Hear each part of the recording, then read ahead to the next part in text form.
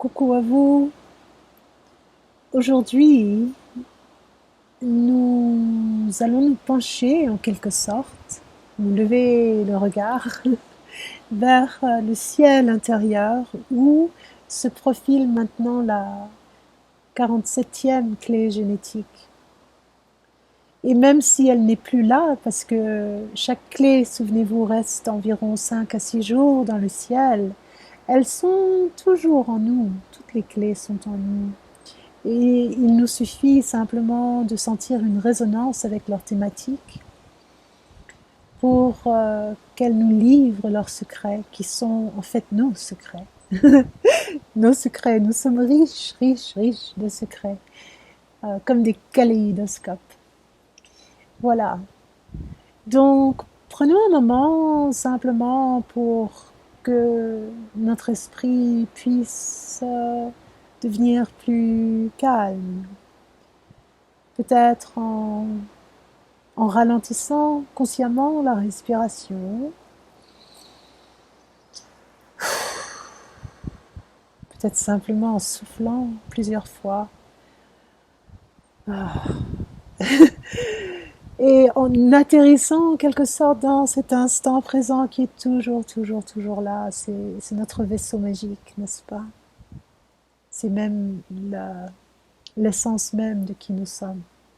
Et avec cette faculté merveilleuse de notre conscience et de notre regard, d'évoquer maintenant cette 47e clé génétique qui va de l'ombre de l'oppression au siddhi de la transfiguration par le biais du don de la transmutation. C'est profond. Waouh, et c'est puissant. Et de quoi s'agit-il vraiment? L'oppression est un mot qui, lorsqu'on le contemple, est chargé d'une énergie pleine de, de sentiments, de souvenirs, d'émotions, une évocation d'une force contrôlante qui vient écraser l'être qui la ressent.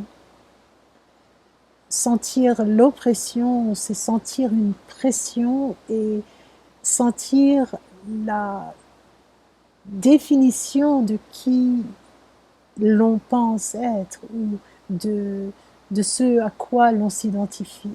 Souvenez-vous, les ombres sont toutes des histoires, c'est toujours la même histoire d'une identification qui a oublié sa véritable nature, sa véritable source.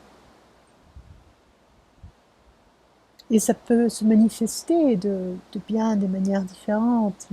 Ça peut être bien évidemment physique, une oppression carrément matérielle que l'on ressent euh, pour différentes raisons, dans différents contextes.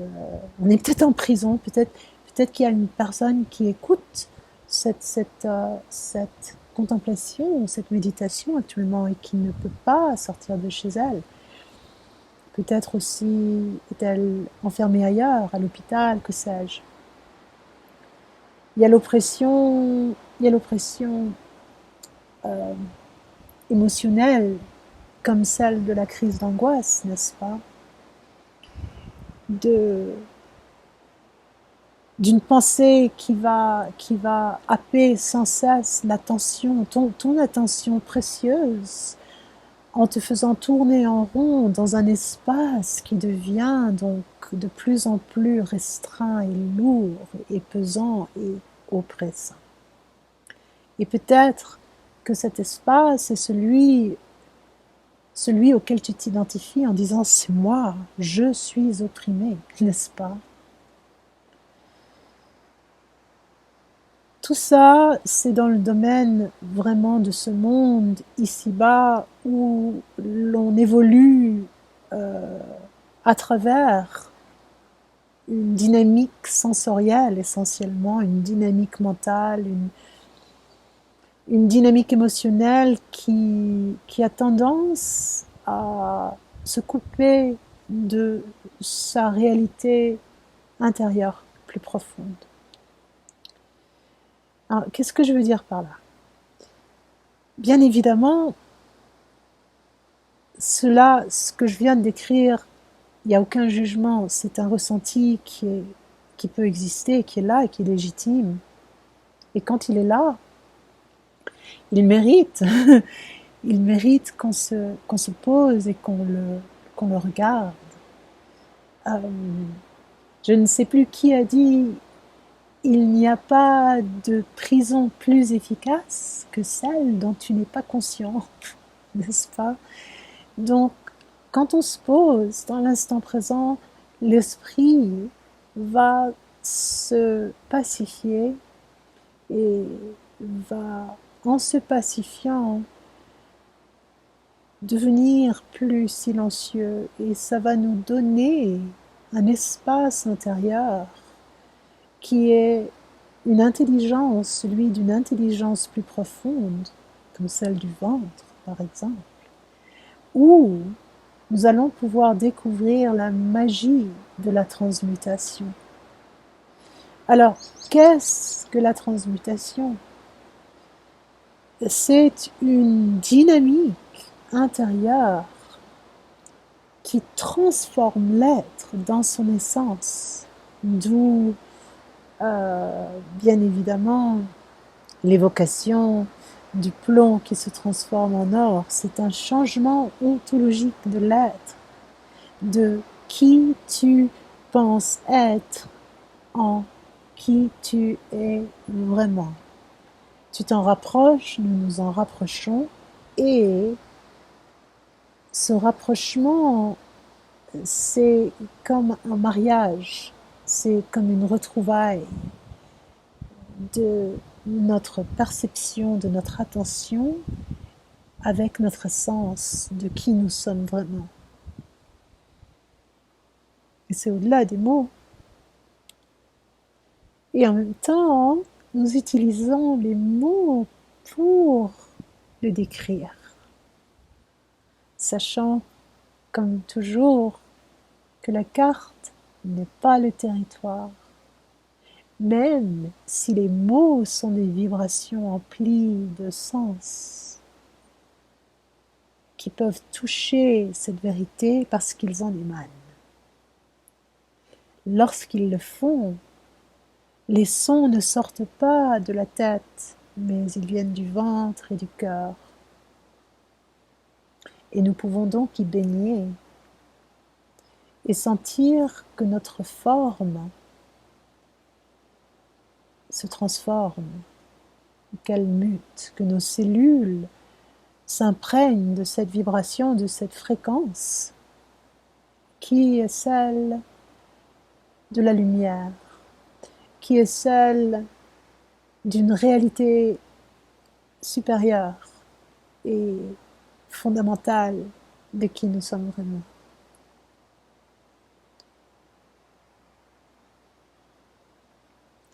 La transmutation est un processus organique et naturel de la vie consciente.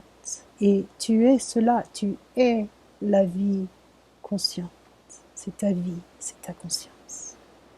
Et cette vie, elle est au-delà, elle dépasse le corps vivant de ton enveloppe physique.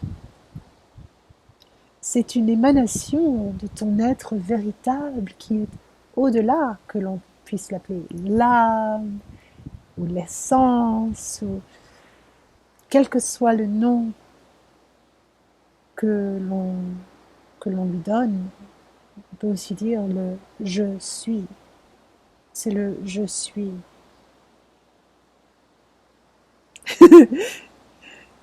Le je suis, c'est quoi?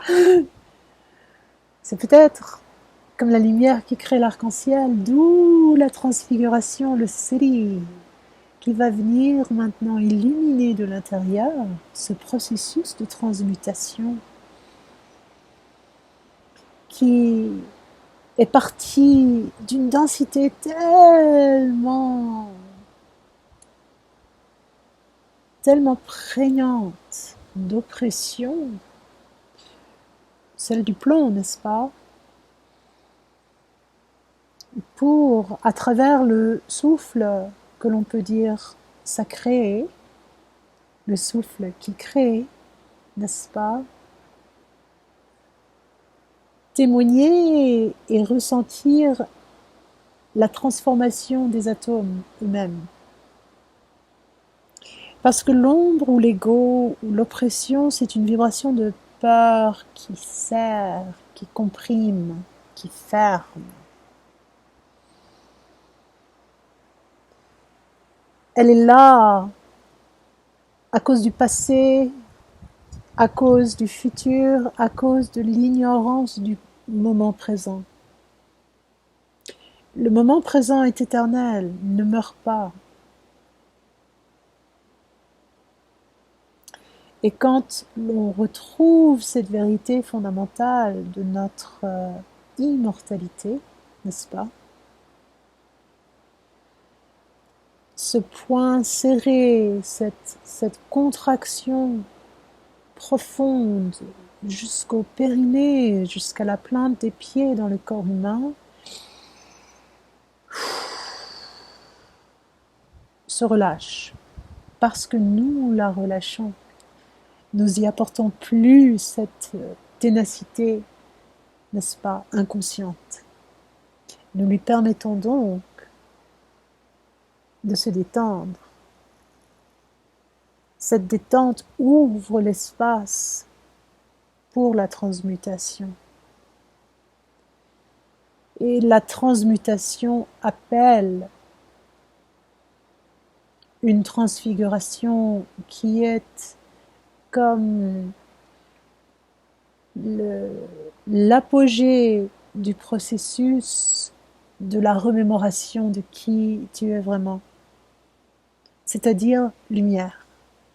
Et donc, on entend parler dans différentes traditions, à travers l'histoire de la levée du corps arc-en-ciel ou du corps de gloire. C'est de cela qu'il s'agit, de la remémoration par l'expérience vécue que ceux-ci, tous les atomes, sont lumière.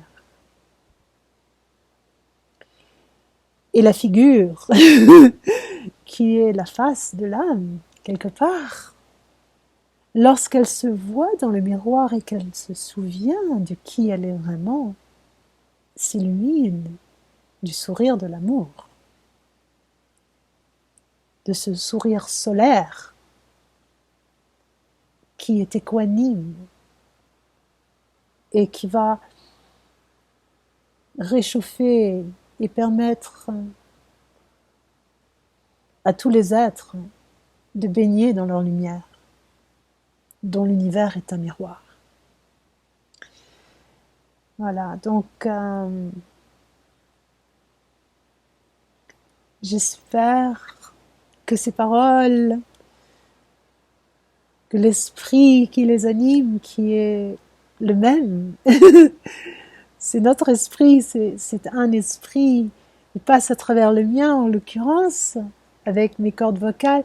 J'espère que ça va vous apporter du baume au cœur, du baume au ventre, du baume à l'âme, pour reprendre courage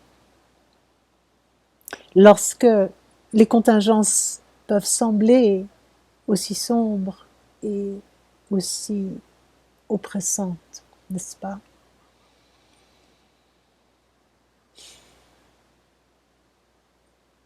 On va y arriver. Et l'époque actuelle que nous vivons est une époque extraordinaire où toutes les ombres remontent à la surface pour être transmutées. Et nous verrons ainsi la transfiguration, n'est-ce pas, de notre humanité. C'est un beau jour. Je vous embrasse Je vous remercie et au plaisir de vos commentaires.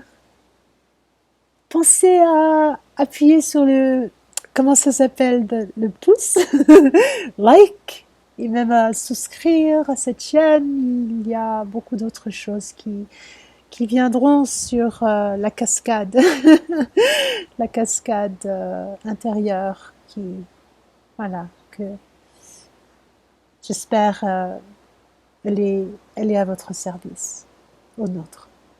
Bien à vous. Des bisous.